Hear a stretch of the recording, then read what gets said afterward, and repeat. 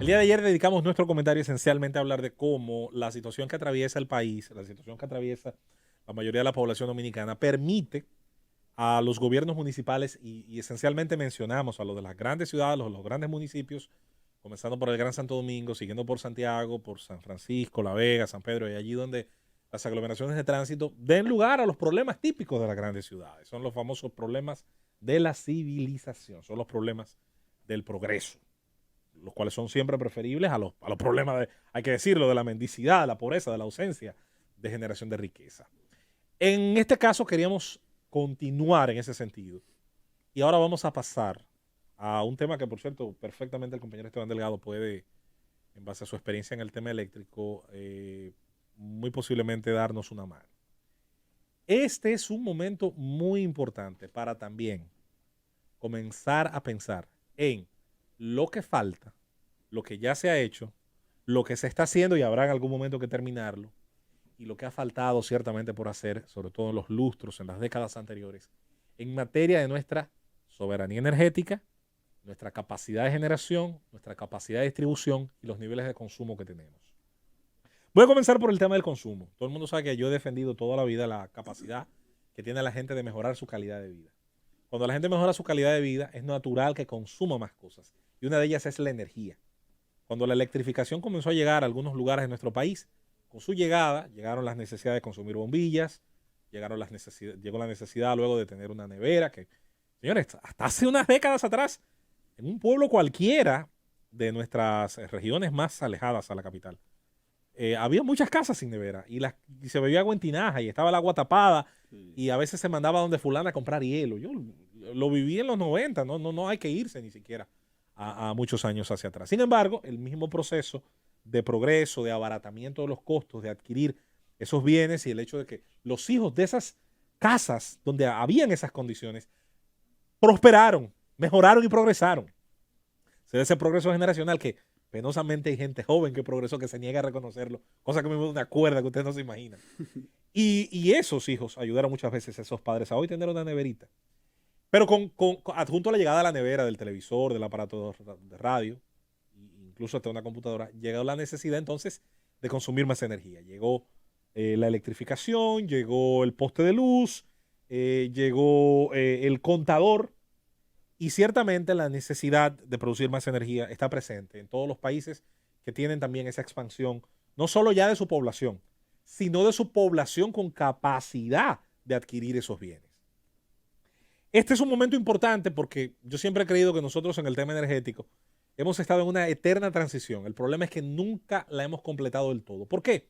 Porque han llegado autoridades nuevas cada cierto tiempo, con planes distintos, con visiones distintas. Los 12 años de Balaguer y sobre todo la política posterior a la caída de la dictadura descubrió ante todo las capacidades hidroeléctricas y las capacidades de la hidro a través de las presas, a través de la gravedad para ayudar a movilizar esas dínamos, esas aspas importantes que generan electricidad. ¿Está completada la capacidad del país en generación hidroeléctrica? No la completamos nunca. Cuba, que tiene 90,000 kilómetros cuadrados y pico de extensión territorial, nosotros estamos por los 48,000, tiene un relieve mucho más plano que el nuestro. Creo que el pico más alto de Cuba está cerca de los 2,000 metros de altitud. No hay muchos, creo que solo hay uno de 2,000 metros. Y las sierras que tiene la extensión territorial cubana, incluyendo la famosa Sierra Maestra, cuando usted las compara con las cordilleras que atraviesan el territorio nacional, usted llega a la conclusión de que, caramba, en 70,000 y pico de kilómetros que tiene la isla y en los 48,000 que corresponden hoy a la República Dominicana, que bien pudieran ser más de 50,000 si tuviésemos el territorio que yo creo que legítimamente es nuestro, usted se da cuenta que somos privilegiados en tener un relieve tan desigual. Ese relieve permite que entre los valles intramontanos haya regiones altamente fértiles, como el Valle de Santiago, el Valle de la Vega, como San Juan de la Maguana, y como muchos otros lugares que son sumamente fértiles para distintos tipos de cultivos. Pero al mismo tiempo permiten que el agua, que después de condensarse en las estribaciones, en las alturas de esas cordilleras, genere lo que se llama la escorrentía, que no es otra cosa más que arrastrarse hasta donde la gravedad les lleve. En las cuencas abiertas le va a llevar a una delta en el mar, y en las cuencas endorreicas cerradas le va a llevar a un lago. Esas cuencas pueden ser perfectamente explotadas a partir de las soluciones que la ingeniería civil ofrece, que el cálculo, que la mecánica y que otras formas de conocimiento permiten. Embalses, contraembalses, permiten almacenar agua, que en nuestro país yo pienso que también esa es otra política no acabada, pero que otro día podríamos hablar. El tema hidroeléctrico, quiero simplemente resumir, que la cantidad de presas que hay en un país y en otro, mencioné el caso cubano, el caso dominicano, explica perfectamente el faltante que tenemos. Y no hablo de grandes hidroeléctricas, no hablo de otras Valdesias, ni de otras taberas, hablo de presas ajustadas a los tamaños de las cuencas, a los tamaños de los muros, que perfectamente necesitan o que ya la naturaleza incluso ha creado en algunos casos para aprovecharlo. Por lo tanto, no está completada ni siquiera la política hidroeléctrica del país. Pero luego viene el tema del uso de otros tipos de combustibles, como el carbón, que es el más abundante del planeta, al cual se le tiene mucho miedo por el tema de la contaminación, pero el cual ha mejorado mucho, hay que decirlo. Las capacidades de su manejo y de generación, hace muchísimo tiempo muchos países del mundo han logrado mejorar lo suficiente como para el tema relacionado al pasivo medioambiental. Pero también está el tema de los otros tipos de combustibles.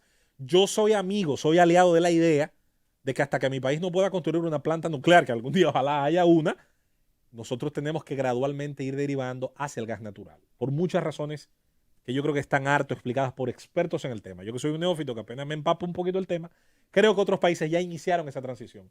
Nosotros podemos perfectamente, de cara al futuro y de cara a las exigencias que le hagamos a los generadores privados, o en el caso de la generación pública que tiene importantes inversiones en ese sentido, ir evolucionando hacia ese combustible por diversas razones, insisto, de costo, de cómo su explotación está creciendo en muchos lugares del mundo, la oferta está creciendo, su generación todavía mantiene unos costos que son, yo diría que altamente asequibles. Hoy por hoy ni hablar, claro, esto no va a durar toda la vida, el tema de lo barato que están en los derivados, ciertamente del petróleo. Luego está el tema difícil y pocas veces tocado de la distribución de esa energía. Nosotros hace rato estamos generando cantidad similar a la que consumimos o incluso hasta un pequeño excedente. El problema está en que las capacidades y la calidad de nuestra distribución está atada a una infraestructura pobre, a una infraestructura que además de empobrecida por el tiempo, está luego amañada por lo que decía Esteban ahorita cuando hablaba de las virtudes de reconocer que hay actividades que hay que permitir que se hagan hasta en esta situación. Y es el mismo tema de la generación eléctrica. La gente persiguió durante mucho tiempo, sobre todo en los sectores más vulnerables, más humildes, electrificarse a cualquier costo. Pégame a la línea, pégate de ahí. Y creció una maraña que ni siquiera en una guerra mundial entre un ejército compuesto por Spider-Man de un lado y otro, generaría la maraña, la telaraña de alambrado ilegal, inseguro y por demás improductivo para fines de hacer una inversión y cambiar eso. Incluso hasta, ¿por qué no?, por la vieja idea de soterrar cables eléctricos, lo cual hay que decir, tampoco es posible al 100%. Hay que también dejarse de a veces pensar que ese tipo de cosas se pueden hacer en todos los lugares al mismo tiempo y al mismo porcentaje. Yo estoy clarísimo que de aquí no se puede soterrar al 100% los cables.